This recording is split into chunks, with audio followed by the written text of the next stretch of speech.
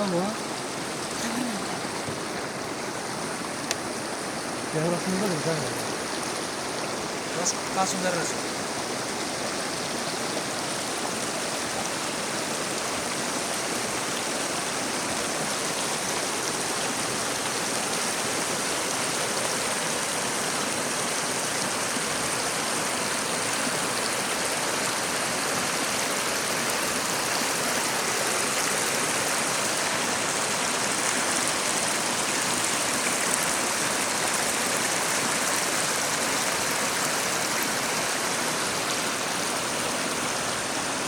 بس شاو خوش بلاش ساکن سڵاو لێ بە کاکە عەزیز.